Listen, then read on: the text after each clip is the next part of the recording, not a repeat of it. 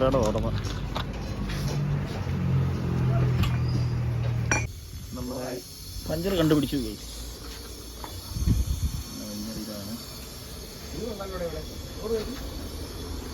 Flap കടിച്ചാണ്, flap കടിച്ച. അന്നേരം കഴിഞ്ഞ ദിവസം നമ്മൾ ടയർ തിരിച്ച് നിറച്ചായിരുന്നു. അന്നേരം അത് ഫ്ലാപ്പ് ഇട്ട് ശരിയായില്ല. അതാണ് പുള്ളിക്കാരൻ പറയുന്നത്. പഞ്ചറൊക്കെ ഒട്ടിച്ച് കഴിഞ്ഞ് പുതിയ വണ്ടി ഫ്രണ്ടിലോട്ട് എടുത്തപ്പോൾ ആഡ് ബ്ലൂ കുറവായിരുന്നു. അപ്പോൾ നമ്മൾ ടാറ്റയുടെ ഷോറൂം ഇവിടെ അടുത്ത് തന്നെ കിട്ടി. അവിടെ കയറിയിട്ട് ടാറ്റയുടെ ആഡ് ബ്ലൂ തന്നെ മേടിച്ച് ഒഴിക്കാം. വേറെ ആഡ് ബ്ലൂ ഒക്കെ ഒഴിച്ചിട്ട് വണ്ടിക്ക് വലിവ് ഭയങ്കര വ്യത്യാസമായിട്ട് കാണിക്കും. അവിടെ രാവിലെ ആണെങ്കിൽ അവിടെ അകത്ത് പൈസ കൊടുക്കാൻ വേണ്ടി നിൽക്കുന്നു ഓഫീസിൽ. ആഡ് ബ്ലൂ ഇപ്പോൾ അവർ കൊണ്ടുവരും. ആഡ് ബ്ലൂ ഒക്കെ എടുത്തുകൊണ്ട് ഒരാൾ വരുന്നുണ്ട്. ഇപ്പോൾ ആഡ് ബ്ലൂ അവർ ഒഴിച്ച് തരാമെന്ന് പറഞ്ഞിട്ട് ഇപ്പോൾ അമ്മമാർ പറയാം ഒരു ആഡ് ബ്ലൂ ഒഴിച്ച് കൊടുക്കുന്നതിന് 50 രൂപ വെച്ച് തരണമെന്ന്. ഒരുത്തം പറഞ്ഞു വേണ്ട 50 രൂപ ഇത് നമുക്ക് ഒഴിക്കാത്ത കാര്യമുള്ളതെന്ന് പറഞ്ഞ് എടുത്തോണ്ട് പോവാം. അതില്ല, പറഞ്ഞ വീട്ടിലിപ്പുണ്ട്. ഞാനിനി ഞാൻ എടുത്തോണ്ട് അങ്ങോട്ട് പോവാം.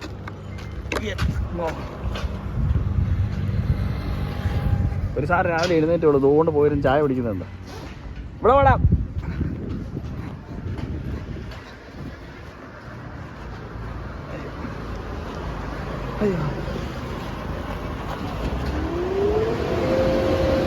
ഞാൻ തുറന്നു വെച്ചിട്ടുണ്ട്. ആ പേപ്പറും ഇതിങ്ങെടുത്താണ് ആണത്. നമ്മൾ ഹാൻഡ് ബ്ലൂ ഒഴിക്കുന്ന സിസ്റ്റമാണ്. വീട്ടിലാണെങ്കിൽ മറ്റേ ഫിഷ് ടാങ്കൊക്കെ ക്ലീൻ ചെയ്യുന്ന പൈപ്പാണ്. ഇതാകുമ്പോൾ നമുക്ക് സിമ്പിളായിട്ട് നമുക്ക് ഈ ഹാൻഡ് ബ്ലൂ ഇതിൻ്റെ അത് ഒഴിക്കാൻ പറ്റും. മേലോട്ടിട്ട് അതേ പ്രസ് ചെയ്താലേ സാധനം വരികയും ചെയ്യും. ഇത് ക്യാൻ ഇനി നമുക്ക് ഓപ്പൺ ചെയ്യണം. ഇനി പിച്ചാത്തി അപ്പുറത്താണ് കേട്ടോ. നമ്മൾ രാവിലെ ഫുഡ് പാചകം ചെയ്തായിരുന്നു. അപ്പോൾ പിച്ചാത്തി എടുത്ത് അപ്പുറത്ത് പിച്ചാത്തി കൊണ്ടാകുമ്പോൾ ഇത് നമുക്ക് സിമ്പിളായിട്ട് കട്ട് ചെയ്യാൻ പറ്റും. ഹാൻഡ് ബ്ലൂ ഒക്കെ ഇപ്പോൾ നമ്മൾ പൊട്ടിച്ചിട്ട് ഒഴിച്ചുകൊണ്ടിരിക്കുകയാണ്. ഇങ്ങനെയാകുമ്പോൾ നമുക്ക് എളുപ്പത്തിലേ ടാങ്ക് ഫില്ലാവുകയും ചെയ്യും. നമുക്ക് വലിയ ബുദ്ധിമുട്ടുമില്ല. അല്ലെങ്കിൽ പിന്നെ ഓസൊക്കെ ആണെന്നുണ്ടെങ്കിൽ അത് എടുത്ത് നമ്മൾ വായിക്കകത്ത് വെച്ചിട്ട് വലിച്ചിട്ട് വേണം വരും. ആദ്യമൊക്കെ അങ്ങനെ ഞങ്ങൾ ചെയ്തുകൊണ്ടിരുന്നത്. ഒരു ടാങ്കേ ഒഴിക്കുന്നുള്ളൂ. അപ്പോഴത്തേക്ക് അത് 3/4 ആകും. 2 എണ്ണം കൂടെ ഒഴിക്കാൻ പറ്റത്തില്ല. കുറഞ്ഞ കൂടെ മാറ്റി വെച്ചിട്ടുണ്ട് ഞങ്ങൾ. നമ്മൾ ഹാൻഡ് ബ്ലൂ ഒക്കെ ഒഴിച്ചു. വണ്ടി പുതിയ ഫ്രണ്ടിലോട്ട് എടുക്കുവാണ്. നല്ല വെയിലുണ്ട്. പിന്നെ ഫ്രണ്ടിലോട്ട് പോയിട്ടൊന്ന് കുളിക്കണം. അവിടെ മറ്റേ അരുവി വരുന്നുണ്ട്, അവിടെ നിന്ന് കുളിക്കണം. തുണി ഒന്ന് കഴുകണം. അത് കഴിഞ്ഞിട്ട് പുതിയ ഞങ്ങൾ മുന്നോട്ടങ്ങ് പോകും. പിന്നെ ഫുഡ് കഴിച്ചില്ല, ഫുഡ് ഉണ്ടാക്കി വെച്ചിട്ടുണ്ട്, അതുകൂടെ കഴിക്കണം. അങ്ങനെ നമ്മളെ കുളിക്കാൻ വേണ്ടി ഇവിടെ സൈഡിൽ ചവിട്ടി വണ്ടിക്കാരൊക്കെ ഇവിടെ നിർത്തുന്നത്. അവിടെ ഒരു പൈപ്പുണ്ട്. പൈപ്പല്ല, ശരിക്കും മലയിൽ നിന്ന് വരുന്നൊരു വെള്ളമാണ്. കാണിച്ചു തരാം നിങ്ങൾക്ക്.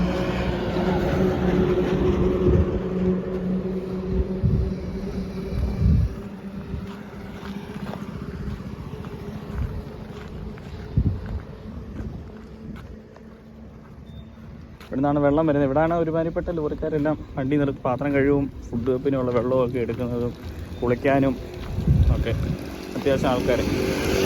അത് മലയുടെ മേളിൽ നിന്ന് വരുന്ന വെള്ളമാണ്. ഇതിൻ്റെ അകത്തുനിന്ന് ഇവിടെയാണ് നമ്മൾ കുളിക്കണം.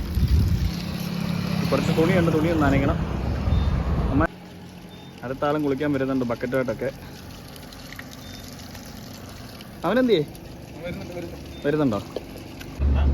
ബൈപ്പാസ് വഴി റിംഗ് റോഡ് എന്ന് പറഞ്ഞേതാ?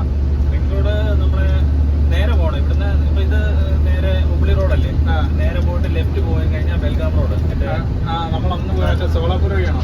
അല്ലല്ല, നമ്മളിപ്പോ പോകേണ്ടത് നേരെ പോയിട്ട് ഹുബ്ലി ടൗണിലോട്ട് പോകാതെ ഓവർബ്രിഡ്ജിന്റെ അടിയിൽ നിന്ന് നേരെ കയറി റൈറ്റ് കയറി പോകണം. റൈറ്റ് കയറി കുറച്ചുകൂടി ഫ്രണ്ടിലോട്ട് ചെന്നിട്ട് ലെഫ്റ്റ്. നമ്മൾ കഴിഞ്ഞ പ്രാവശ്യം പോയ നഗർ വഴി. നഗർ വഴി, നഗറിൽ ചെല്ലണം, ജാത്ത് വഴി. നഗറിന്ന് പിന്നെ ഇൻഡോർ അല്ലേ? ഇതിവിടുത്തെ ട്രെയിലറാ. കരിമ്പ് കൊണ്ടുപോയിട്ട് അവന്മാരെ വന്ന ഇവിടെ കരിമ്പിന്റെ ഇതല്ലേ. യൂറോപ്പിൽ പോയിട്ട് സുഖമായിട്ട് നെല്ലുണ്ടാകും. പിന്നെ നോക്കിയേ, പുള്ളിയൊക്കെ എന്തോ ഡ്രൈവറായില്ലേ? പുള്ളിക്ക് ആ സൈഡിൽ നിന്നൊരു കാണത്തില്ല,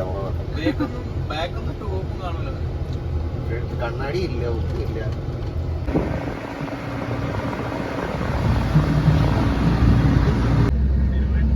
ശിരടി ഇനി ഒരു എത്ര കിലോമീറ്റർ? 40 കിലോമീറ്റർ.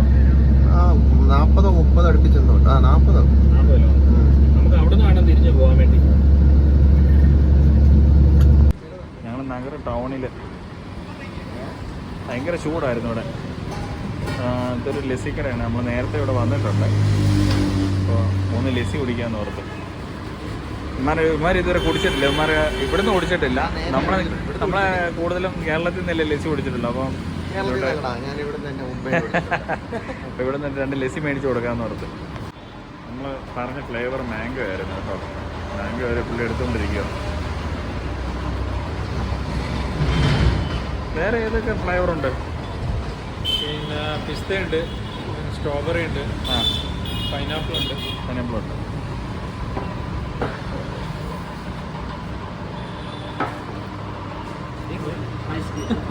ഐസ് എൻ്റെ തിരി ഐസ് കൂടെ ഇട്ട് തരുമെന്ന്.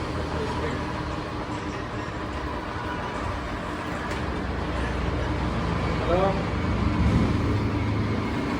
ഹലോ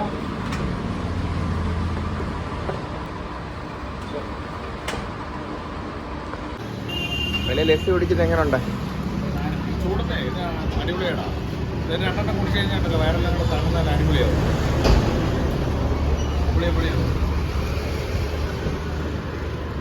എന്തായാലും ഇവിടെ വരെ വന്നിട്ട് ലസ്സി കുടിക്കാൻ പോകാൻ തോന്നില്ല. നേരത്തെ ഇവിടെ വന്നിട്ടുള്ളതുകൊണ്ടേ, നേരത്തെ കുടിച്ചിട്ടുണ്ട്. ഞാൻ കുടിച്ചിട്ടില്ലായിരുന്നു, അഖിൽ നേരത്തെ വന്നിട്ടുണ്ട്. അങ്ങനെ ഞങ്ങൾ വീണ്ടും വന്നതാണ്. അതെ അതെ. അയ്യോ, മേളി വരെ ബ്ലോക്കാം. ഇത്രയും സൂം ചെയ്തേ കിട്ടത്തുള്ളൂ. അതിനും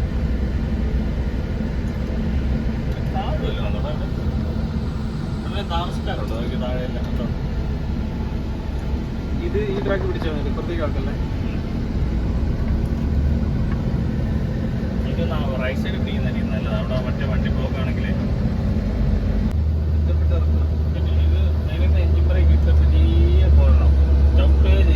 പെട്ടെന്ന് നമുക്ക് തിരിയത്തില്ല ഈ സംഭവം, ഈ ഇറക്കമേ. നമ്മൾ കണ്ടില്ലേ, ഇപ്പൊ തിരിച്ചു നമ്മൾ ശ്രദ്ധിച്ചാൽ മതി. വണ്ടിയൊക്കെ പോകുന്ന മാക്സിമം എഞ്ചിൻ ബ്രേക്ക് ഇട്ട് കൊടുക്കണം.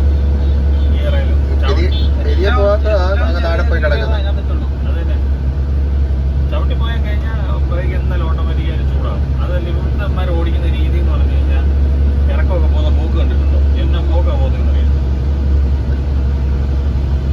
റോഡ് പുറത്തുള്ള ഒരു ബോധമില്ലാത്ത പോക്കാണ് പോകുന്നത്. പ്രസ്റ്റീജിന്റെ പ്രശ്നമാണ് ഈ ഇറക്കത്തിൽ പ്രസ്റ്റീജ് ഇഷ്യൂ. അത് തന്നെ. വണ്ടി വേണമെങ്കിൽ ന്യൂട്രൽ അടിക്കും വേണമെങ്കിൽ. ഇപ്പൊ തന്നെ നമ്മൾ വരുമ്പോ 5 വണ്ടിയല്ലേ. പൂനെ ഇറക്കമൊക്കെ ഇറങ്ങി പോകുന്നത് കാണോടെ എന്തോ പോക്കാന്നറിയാം. നമ്മുടെ സൈഡിൽ കൂടെ പോകുന്നത് ഇവിടെ നിന്നിട്ടുള്ള ഇറക്കം കേട്ടോ.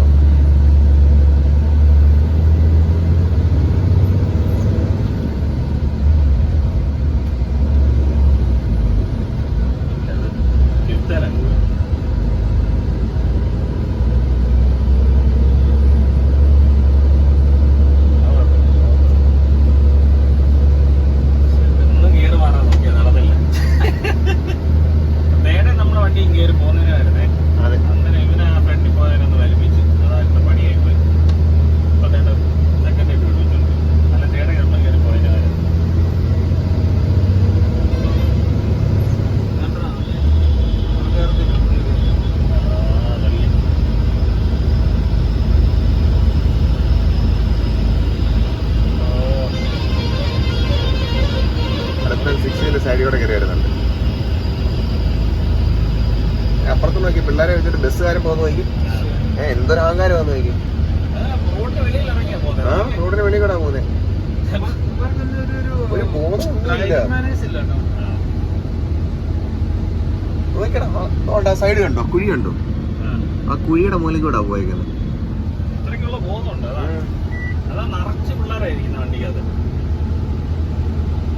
ഇവിടുത്തെ പിന്നെ ആർട്ടി ആയാലും പോലീസായാലും 100 രൂപ കൊടുത്ത് അവരെ ആർട്ടി എങ്ങനെ വേണേലും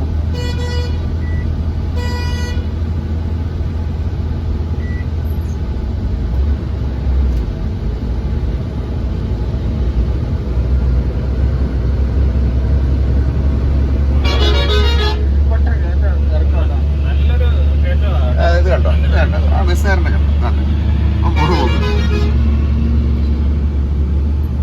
റോഡില്ലടാ, അപ്പുറത്ത് മറ്റേ കുടിക്കാത്തടാ. പകുതി റോഡിന്റെ വെളിയിൽ ഇറങ്ങിയാ ഓടുന്നത്.